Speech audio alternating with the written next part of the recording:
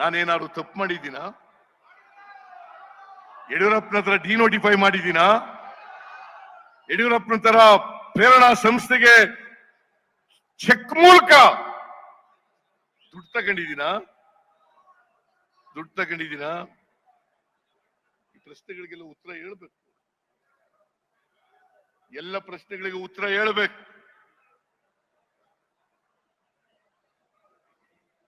ನಾನು ಯಾವತ್ತೂ ಕೂಡ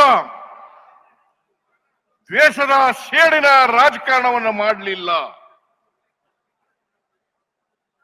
ಬಹುಶಃ ನಾನು ಮಾಡಿದ್ರೆ ಇವತ್ತಿನ ಪರಿಸ್ಥಿತಿ ಉದ್ಭವ ಆಗ್ತಾ ಇರಲಿಲ್ಲ.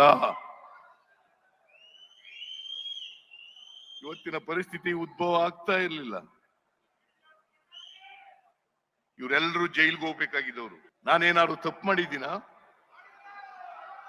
ಯಡಿಯೂರಪ್ಪನ ಹತ್ರ ಡಿನೋಟಿಫೈ ಮಾಡಿದ್ದೀನಾ? ಯಡಿಯೂರಪ್ಪನ ತರ ಪ್ರೇರಣಾ ಸಂಸ್ಥೆಗೆ ಚೆಕ್ ಮೂಲಕ ದುಡ್ಡು ತಗೊಂಡಿದ್ದೀನಾ?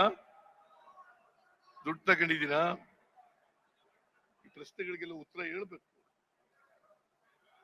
ಎಲ್ಲ ಪ್ರಶ್ನೆಗಳಿಗೆ ಉತ್ತರ ಹೇಳ್ಬೇಕು.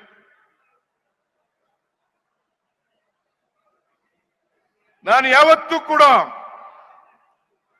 ದ್ವೇಷದ ಸೇಡಿನ ರಾಜಕಾರಣವನ್ನು ಮಾಡಲಿಲ್ಲ. ಬಹುಶಃ ನಾನು ಮಾಡಿದ್ರೆ ಇವತ್ತಿನ ಪರಿಸ್ಥಿತಿ ಉದ್ಭವ ಆಗ್ತಾ ಇರಲಿಲ್ಲ.